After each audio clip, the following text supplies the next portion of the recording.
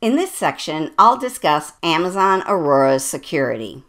Amazon Aurora has network isolation via Amazon Virtual Private Cloud by default. This isolates your database in your own virtual network and allows you to connect to your on-premise IT infrastructure using high-security, industry-standard, encrypted IPsec virtual private networks. You select your own IP ranges, subnets, configure your own route tables and network gateways, just like you do on premises. There's no direct access to the storage nodes. Amazon Aurora's encryption secures data at rest with AES 256 with hardware acceleration. All blocks on the disk and the backups in Amazon S3 are encrypted.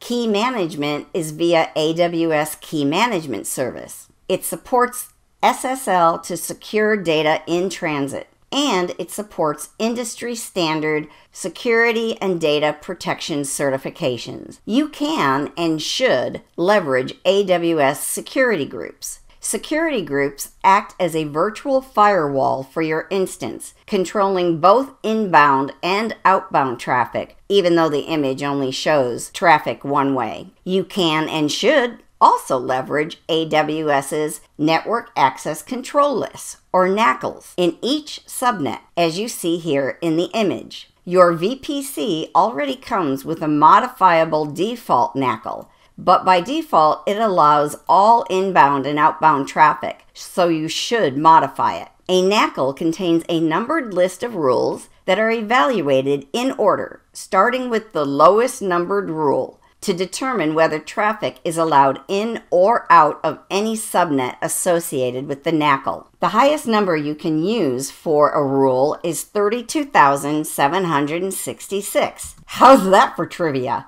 Use that one at reInvent this year. You also should leverage Identity and Access Management, or IAM, permissions, both at the resource level and at the user level, best used at all levels. Use this to create granular control to your resources, users, and groups, so only specific actions can be taken at each level. A clear example would be only to allow accounting and management to see the costs accrued for using Amazon Aurora. Tagging all resources, AWS services, users, groups, etc., is an Amazon Web Service best practice. There are many reasons to tag, but I'll show you one reason here. You can use IAM group policies to control what members of the development group and the test group can do to your Amazon RDS instance, as shown here. AWS policies are written in JSON. What this JSON policy is stating is that you are allowing permission to perform modified database instance and create database snapshot APIs on all instances where the stage tag is set to development or test. Pretty simple to read. This concludes section 1.8, Amazon Aurora's security overview. Coming up next is section 1.9. Amazon Aurora is a fully managed AWS service.